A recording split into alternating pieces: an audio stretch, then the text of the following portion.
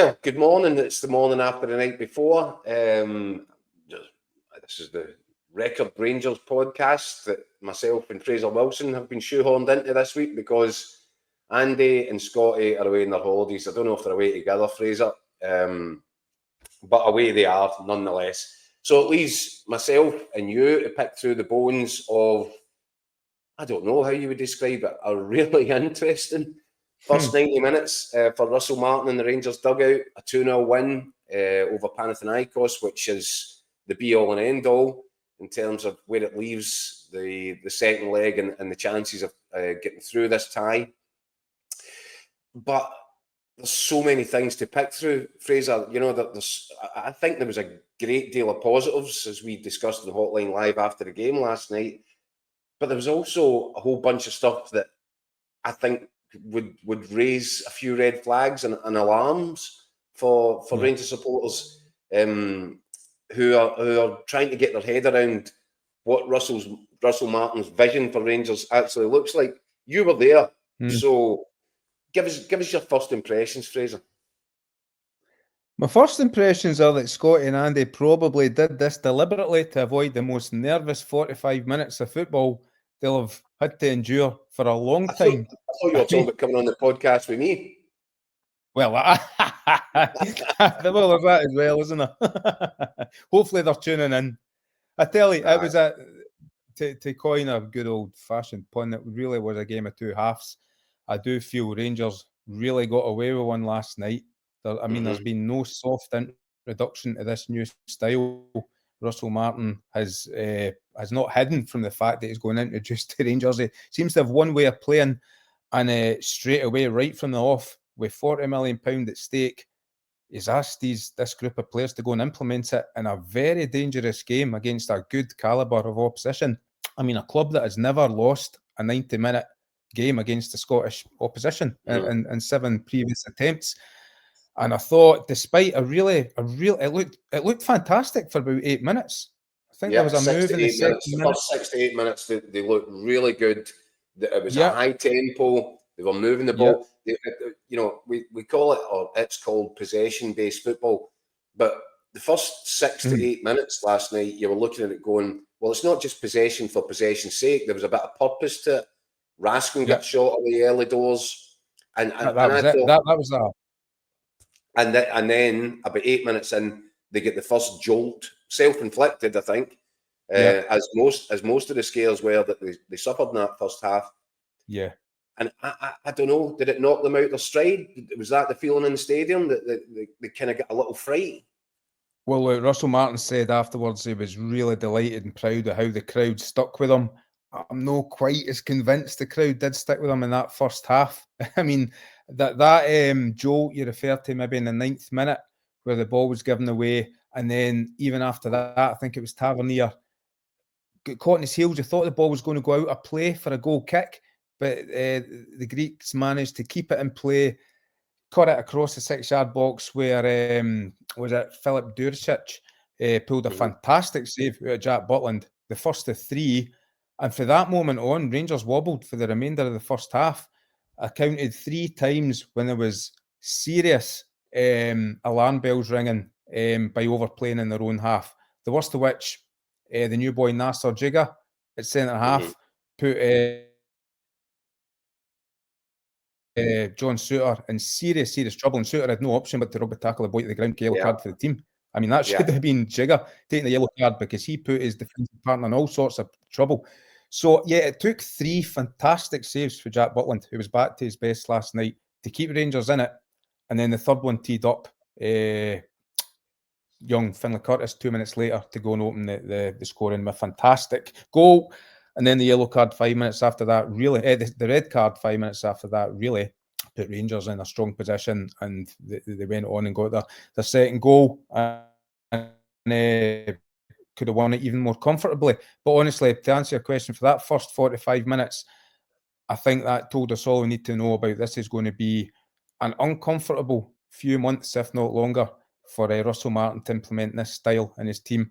I think it might work very well in the games that Rangers were letting themselves down, bizarrely, last season. You know, your Motherwells, your St Mirrens at home, where you do boss possession. I think that's where it will come into play and work for Rangers. But there's £40 million at stake in this Champions League. I still think this ties in the balance, Keith. If they go over to Greece, stifling hot Athens, and play this same style, I don't think they can just rely on Jack Butland bailing them out again. I think it's going to be a long, nervy evening over in Athens next Wednesday night. This is where this conversation is going to become quite interesting. I don't know for anybody else, but certainly for me, because I want to kind of get your gauge. When I said did Rangers get spooked, I didn't really mean the supporters inside Ibrox. I meant the players, and they have had this sort of soft centre, and they've been frequently accused over the years of kind of, if they get a setback in a game, it can shatter their confidence for spells. We've seen it repeated over a period, and it's been a real Achilles heel. But this is what I find fascinating, Fraser. I don't quite know, looking back on last night, is it more positives than negatives or more negatives than positives? Like you mentioned there, Jack Butland, that's a huge positive for Rangers. If Jack Butland gets back to season one Jack Butland, then they've got a proper keeper in their hands. Yep. And I know there's question marks over his distribution with the ball at his feet, but he seemed quite comfortable last night. I don't think he got into any kamikaze situations, which leads us on to the next negative. And that is that Russell Martin comes into this job on the back of a fairly wretched period at Southampton where he was billeted after 16 games. And it was because the defence and the goalkeepers were guilty of overplaying week in, week out, kamikaze stuff, suicide squad, hemorrhaging goals, being picked off by opponents who were setting traps for them. They became very easy to play against Southampton. And if you want to look for a negative with that Rangers performance last night, it's not hard to find, because Panathinaikos take their chances. Rangers could be 3-0 down in front of an angry home support. Yep. And the accusation, the finger will be jabbed at Russell Martin in those circumstances, because, well, these are the same things that cost you your job at Southampton. What are you doing? Implementing them and rolling them out and doing it again in a match, as you said, of such huge significance, both in terms of football-wise and financials. Yeah. Is it brave or is it foolhardy for him to stick so rigidly to this system? I suppose we'll find out next week. Look, there's a lot to unpack in that, like there was in the game last night. First point about Jack Butland. Bizarrely, and I'm not just saying this with the benefit of hindsight for last night, I didn't doubt that Jack Butland would come back and be Rangers' #1 goalkeeper this season. It's old saying that class is permanent, form temporary. The big guy is a classy goalkeeper. There's no doubt about it. And I think Rangers would struggle to get better, to be fair. And I think he showed that last night. I actually thought Jack Butland showed last season that he was top class in the European games. I'm looking at Fenerbahce home and away, and he was outstanding. Made match-winning saves in both those ties. It was like Rangers. He embodied Rangers last season. It was a bread and butter at home where he'd badly let himself down. So I'm quite confident. It's only one game, but I'm pretty confident Jack Butland will get back to the standards of last season. And he did play a wee bit with his feet last night. There was one moment in the second half where him and Jigger, and it must have been Suter, played a wee triangle in their own box, and it was peering through your fingers stuff, but they got away with it. It worked. So there's going to be a lot more of that. That's the high tariff stuff I'm talking about, Fraser. Aye. Do you think, I think you're right, you used the phrase they got away with one last night. Yeah. I don't want to sound too negative. If those moments go against Rangers, it's a really difficult sell at that point for Russell Martin to say, you're going to have to stick with this, guys. Yep. Because the Southampton fans weren't prepared to stick with it. Will the Rangers fans be prepared to stick with it if it ends up costing them? And the other way of looking at that, again, from one negative to a positive, is, well, you look at it, this is only 4 weeks in. And I'd said previous to this match, Fraser, the importance of Rangers fans having a bit of patience, which is thin on the ground, understandably, after, the last couple of decades. So the patience is running on fumes to begin with. But I just think what he's trying to implement here, it's going to need time. He said that himself, to get this team to click, to gel, to understand where they're meant to be when, you know, they're in possession, out of possession. All these things can only be done over a period of time. Yes. I think what happened to Southampton last season demonstrated that 16 games in, managers don't get that much time. So this is so when you're trying to take it all in the round, you're trying to assess where Rangers are at right now. And is Russell Martin going to be afforded that patience and time to polish this off and to perfect it? I don't know. That's my question. You would think that would have been a serious chunk of the due diligence Rangers did, and a serious chunk of the conversations I had with Russell Martin about his philosophy, his ideas of how he's going to take Rangers to the next level. And you're totally right. I mean, first and foremost, this system requires 11 players to start a game and probably 5 off a bench that can play it. And last night didn't look like that. I thought Mark Sarins looked uncomfortable, shoehorned into left back when he's predominantly right-footed. I did not think Nasser Jigger looked confident on the ball. I thought it was asking an awful lot of young Findlay Curtis and Kieran Dowell, who basically came back from Siberia to slot into this style of play. And as you rightly say, they've only had 4 or 5 weeks to work on it. A couple of closed-door games and a high-profile friendly against Club Brugge to work in this system against a Panathinaikos side that have been largely together for a season or two and know their style. And I thought Panathinaikos probably for that opening 8 or 9 minutes just sat off to sort of gauge what Rangers were doing. And then that's all it took for them to lock on to the press and work out what Rangers were trying to do. And it comes back to it. But for 2 first half saves for Jack Butland and the best one of the lot early in the second half, Rangers could have been 3-0 down and the tie's over. Yeah. So they got away with one. We keep coming back to that. They got away with it last night. But as you say, it's so difficult to sum up because they were brave, they stuck with it, and it was risk and reward, and they got the reward at the end. And ultimately, Fraser, they could have been walking away off that pitch last night at the end of 90 minutes, 3, 4, 5 goals up with the tie dead. Oh, no. Yeah. So Kieran Dowell missed the sitter. Dowell head ones onto the roof of the net. Yeah. Raskin Hamza Gamani comes on, a good chance. Hamza Gamani. Raskin had 2 shots in quick succession, brilliant saves for the goalkeeper. Yeah. Gamani's header at the back post. Raskin's beautiful reverse pass sets up Findlay Curtis for a shot which is hacked off the line. So, I mean, they were swarming all over Panathinaikos, albeit when Panathinaikos had gone down to 10 men. Yeah. But this is going to be the fascinating thing for me is working out just where they're at, where this process is at. And I will come back to it, and I'll say I think it's nigh impossible to implement the amount of change that he's trying to implement so early on. When, by the way, the squad transition is halfway through at most. So last night again, the system's there, but the system was there, and I think was square pegs and round holes. Yeah. So there's a manager that, even though he probably knows he's not got the personnel in the various areas of the pitch that he requires for this system to work, the system comes first. Yeah. And the personnel come later. That's interesting for me because that's a guy that's saying, my philosophy works and we're going to roll it out even if we're not quite ready in terms of what players are available to play the various positions. Yeah. Can I just sum it up with my big take for last night, and I'm here to be shot down.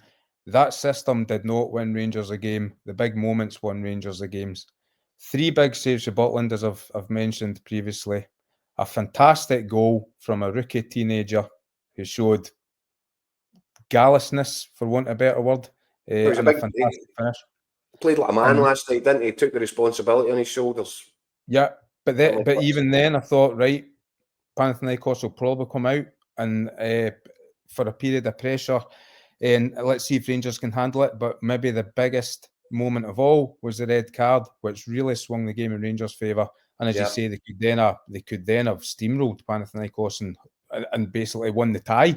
if they had taken their chances. So Panathinaikos being a bit profligate, Jack Butland being brilliant, the red card and 2 fantastic strikes. None of that, for me, screams the system winning them the game. I just think big moments win them the game. And fair play, big moments should win football matches, but you can't always rely on them. And they certainly probably not in Athens next week. So I've no doubt it will roll out the same system in Athens next week, but I'll come back to it. I think it's going to be a long 90, 95 minutes for Rangers fans, and the tie is firmly in the balance. Well, bear in mind that this is a Rangers podcast. Let's try and accentuate the positives for now before we look at another couple of negatives. Positives were said, Butland. Yes. I'm not sure I completely agree with your assessment on Djeidi. I thought he looked quite composed in the ball at some moments, but there was a moment right at the start of the just before the second goal, wasn't it? Or the first goal, the opening goal, or was it the second goal? At the second goal, I think. Aye, he's played the defence. He's played, a horror pass. But what impressed me about him was his recovery speed to get back.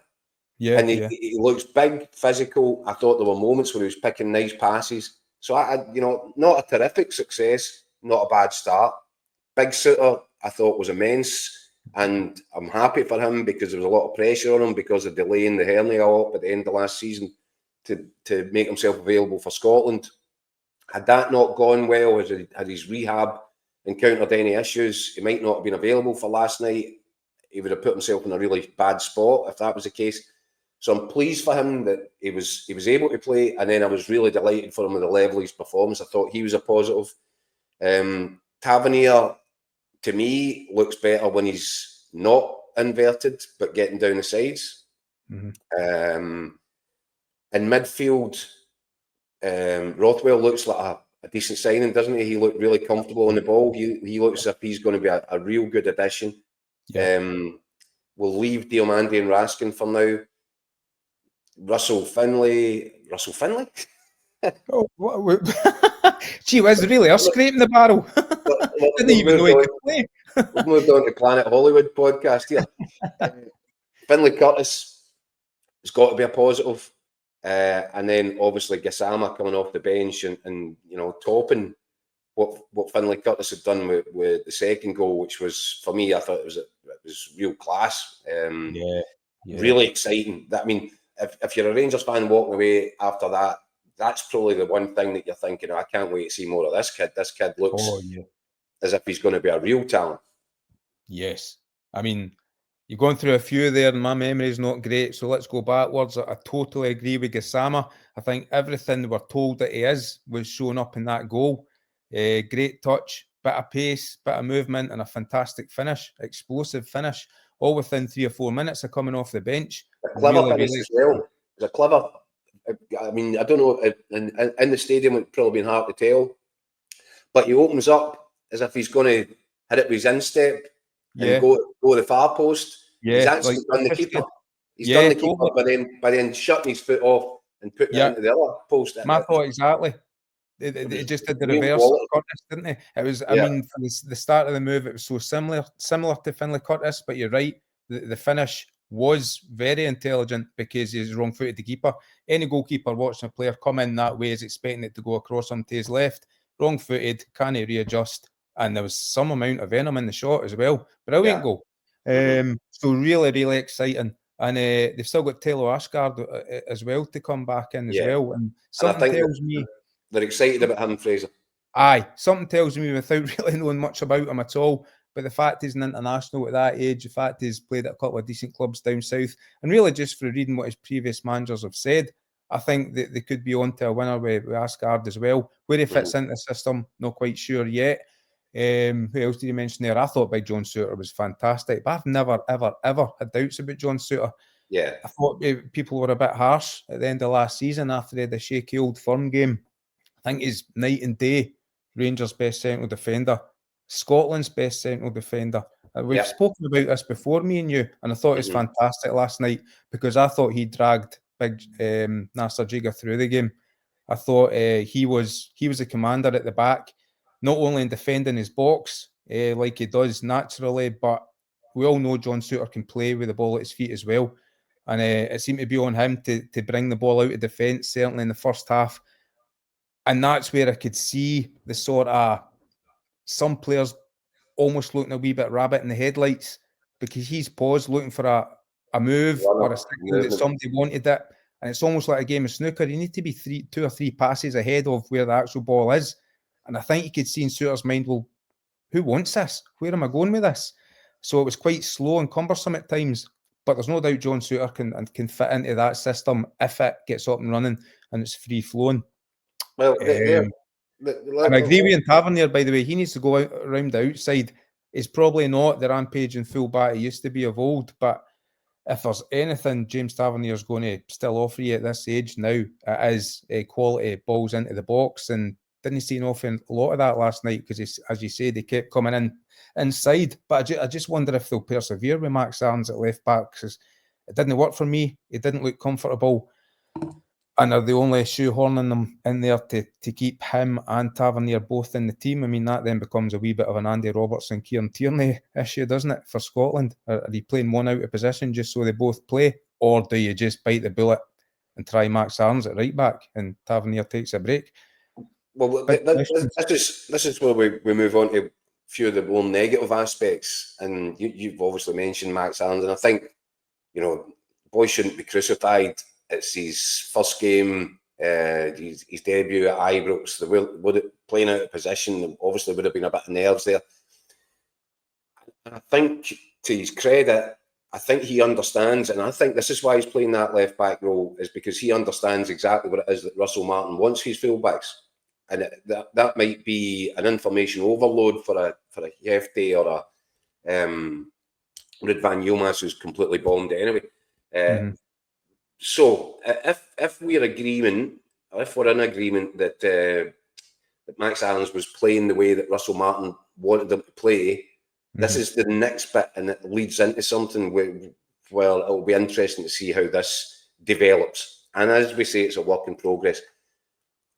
I can't see the sense off the top of my head in having Max Arons going inverted as much as he went last night, which was inverted fullback on steroids, because all he did was get into the areas where Nico Raskin helps to dominate a midfield.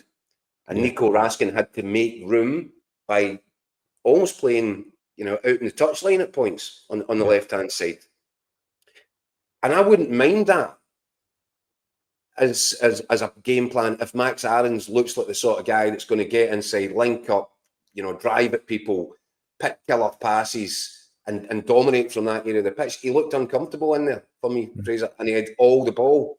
And so I thought you were taking away what Raskin can do and putting that onus on a guy who doesn't, on first impressions, didn't look cut out to play that role. I think you're taking too much away from Raskin. Now, Russell Martin said after the game that one or two players were getting into positions that they shouldn't have been in and that they hadn't been in during the pre-season. I wonder if he's talking about the Raskin and Max Arons sort of dovetailing. It didn't work. And I felt it made Rangers really unbalanced. I thought it took away all the best aspects of Raskin's game. And funnily enough, you can tell me if I'm right, but obviously you were there. I felt second half, Raskin played about 10 yards further infield. And I thought they really benefit. I thought he'd come on to a game the longer it went on, Raskin.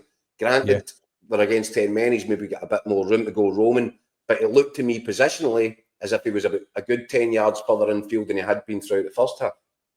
Well, Russell Martin mentioned he made a few just slight adjustments at half-time when he spoke to his players.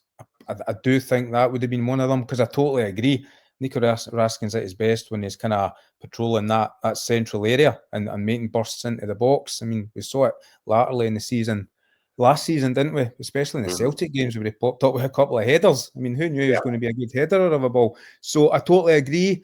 I wonder if Diamandi would be a better man to have, making that move out wide to allow the full back to come in. But of course, that was the other flank that was working. I think over in Athens, well, maybe not, because it's Russell Martin with this new philosophy. I would wonder if he'd like to play with two, kind of in that number 6 role over in Athens, Raskin and Rothwell, who I forgot to mention earlier, really caught my eye last night. He really was a positive. He looked really natural. And that's really composed on the ball, wasn't he? I mean, it was him that slipped that ball through early on for Raskin's shot that you mentioned earlier in 2 minutes, and it was pinpoint. It's a brilliant line splitting pass. So I would wonder. I'd be more comfortable to think Raskin and Rothwell were both kind of anchoring the midfield over in Athens, where I'm pretty sure they're going to have to be a wee bit more solid, and then that wouldn't lend itself to these inverted fullbacks. But Russell Martin's new world, isn't it? So who knows what we're going to see? But to come back to the point, I totally agree. It was unfair, I thought, on Aaron's in such a big game for his debut to ask him to play a role that he didn't look comfortable in. And the knock-on effect was that Raskin did find himself out of position quite a lot in a disjointed first half. Bizarrely, though, he was hugging the left touchline when he slipped the ball into Curtis for the opening goal, which again came from Jack Butland's only moment of sloppiness. I don't know if you remember, Butland actually spilled a shot straight down his throat.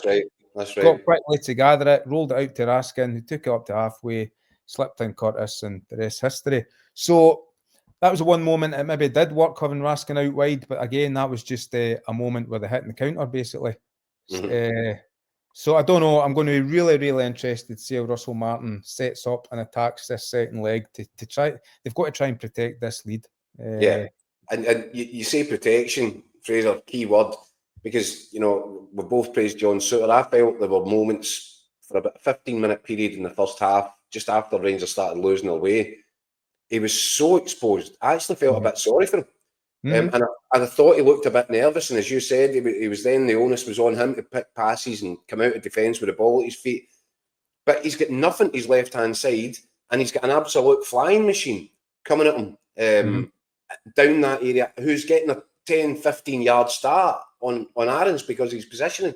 I felt that was... So I can only assume, and I don't know if you'll agree, I can only assume that these are the bits that are works in progress.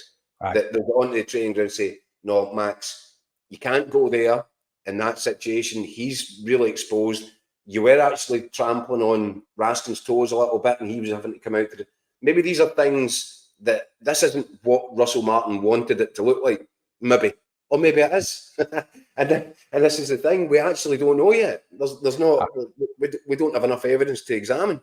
He's never going to paint a perfect picture with so little time to prepare. I mean, this is such a change in style for players. Dramatic. I mean, honest, it's a sea change, isn't it? And to implement it with, what have they had? They've had 4 weeks, but that's right. Yeah. It was the same date, and it was the same date in June, 22nd of June that they returned to training. So they've had a month to work on this, and it's massive. There's no way they can be even close to being the finished article. There's no chance they can be. He rightly said there's 5 or 6 players still to come into the system, some of whom have been signed and weren't available last night, some of whom he clearly still expects to come into the building in the last month of the transfer window. So you've got maybe 4 or 5 starters still to come into that side. You've got months of working on it, and he and his players need to be given that time. That's where the patience comes from the supporters. But there's £40 million worth of Champions League money at stake. If they get through Athens, they've still got 2 extremely difficult ties to get through. And you can't keep relying on big moments, as I mentioned earlier. You can't keep relying on your goalkeeper keeping you in the game to then go and pick a team off. If that had been a proper Champions League level team last night, Rangers you won't get away with it. You'll get punished. Rangers would have been buried by half time. And Panathinaikos, to be fair, that the manager said afterwards, Rui Vittoria spoke for 25 minutes after 10 o'clock last night, their manager. You're up against a deadline. Just exactly. Just to keep repeating the fact that they were fantastic the first half, but were made to pay for wasted chances. And you can't argue with that. They looked really dangerous on the counter, but just had misfired when the moment presented itself. And had they had their shooting boots on, Rangers could have been as good as out of this tie already. I completely agree. I'm bearing in mind that this is the Record Rangers podcast, so I'm going to. Sorry, I keep going off in negative tangents here. No. But I'm going to try and end on a bit of a positive, which is how this tie now lies. Forget the big moments, forget everything. The bottom line is, and all that Rangers fans will be concerned with, really, in terms of this tie, certainly, is that Rangers take a 2-goal lead to Athens. And for me, Fraser, I think you're right. I actually think it could be a long night. But I'll flip that coin and say to you, how many times have we seen this group of Rangers players go away to difficult, hostile environments in Europe and hit teams hard on the counter-attack? Yeah. And I would look at the way, another positive, I think Rangers caused their own problems last night. I don't think that Panathinaikos really created all that much, other than when they were presented with the opportunity to break on Rangers, when Rangers were giving away sloppy possession, running about the halfway line, and the full-backs were out of position, and they were breaking in two centre-halves, basically. So I think if Rangers cut out those mistakes, I didn't see Panathinaikos offering too much of a threat, just on their own play. I think they benefited from some scruffy stuff from Rangers. And the other positive, as I was referring to there, Rangers have shown over and over this ability to go away from home, play really, attacking stuff on the counter and score goals. Mm-hmm. And if Rangers, for me, even though it's going to be 35 degrees, we think at kick-off time, hostile as anything, Rangers get that first goal over there, I do think they're through. And the other huge positive about all of that is, once they're through this tie, if they can get Panathinaikos out the road, they're guaranteed the safety net of the Europa League group stages. Do you know what?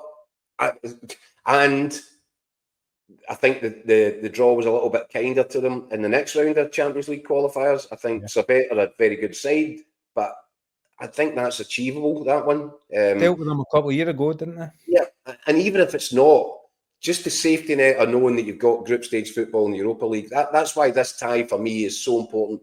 The other draw to get into the Europa League, if Rangers were to get eliminated by Panathinaikos, not so attractive. Besiktas or Shakhtar. Yeah. So if you're trying to find and end this with positives, I think there's some real positives. 2-0 last night, a real chance of getting a grip of the second leg if you can get an early goal, and Rangers have demonstrated an ability to do that in Europe. And then the knowledge that you would come out of Athens if you can get away from there unscathed, knowing that you're guaranteed Europa League. And I think these are all big wins for Russell Martin, and it could have gone a different way last night. Yeah. Aye, look, let's not get away from the fact it was a fantastic result. 2-0 at home to Panathinaikos, your first game in charge. Don't forget that's Russell Martin's European debut as well. He'd have bitten your hand off for that result, I'm sure of it. And you're totally right, it's a very good point that all Panathinaikos' chances came from Rangers' unforced errors, basically. Yeah. So, going over there, if they get the first goal, I think it's job done. I think it's going to take one of these. I think what Rangers have always produced in these big European nights, and I think back to the most recent one, Fenerbahce last season, is a real brave ability to defend their box. Suter, even Robin Proper and Leon Balogun in these nights have stood up and just headed, tackled, blocked anything that comes their way, and sometimes that old-fashioned way, which, by the way, was the kind of defender Russell Martin was. Sometimes they're the best victories. I think it's going to take a bit of that, which is going to be a huge test for Nasser Jiga, who you can probably tell I wasn't overly impressed with last night. But I think, I think a slight tweak to the system, maybe a wee bit more pragmatic, if he's got that in his style, Russell Martin. I think that might be a swear word to Russell Martin. Well, apologies for the language there, Russell, but that would give me a wee bit more confidence for Rangers next season. Next week, it did highlight at the end that although it wasn't perfect, although there were scary moments in the first half, he loved the way his players regrouped. They ran hard. They got back to make sure that they could defend the moments that they presented Panathinaikos. And he's right. They didn't switch off. They didn't just throw their arms up in the air and they gave the ball away. Every one of them ran hard. Every one of them tracked back, pressured Panathinaikos into wasting those chances, I suppose. And there were a couple of moments. There was a massive block for John Suter in the first half, where they did just defend their box with good old-fashioned throwing your body on the line. So, look, there were positives there. The biggest one's the result, 2-0. I think every Rangers supporter would have taken that before the game last night, and it puts them in a great position for next week. So, all to play for. Good, solid win. Clean sheet. 2 fantastic goals. An academy graduate scoring the crucial opener with a World Day. It's all positives, isn't it? Yeah, I'm gonna just give you one last one then. You're Russell Martin, Fraser. Or no, because you probably adopt a more pragmatic approach. Put yourself inside the mind of Russell Martin. What changes do you make, if any, to that starting 11 for the second leg? Given, say, Asgard's fit and say there's no more injuries, Asgard gets himself back into contention. Yeah. What tweaks do you make? I don't make any to the midfield 3 other than playing with 2 old-fashioned number 6s for a modern term. Two anchoring men, Raskin and Rothwell, with Diamande licensed to roam in front of them. And I think I've already mentioned this. My back 4 would be a traditional back 4 where the full backs defend and then try and get round outside. Either Aarons or Tavernier at right back, and although I've never been overly impressed with him, Djeidi at left back, because he offers you a natural left-footed attacking threat down the left. Now, that would be my big risk in my starting lineup, is Djeidi, because I don't know if you can trust him, but I just thought it was unfair in Max Aarons and looked uncomfortable. So I'd go with either him or Tavernier at right back. Front 3, Fraser.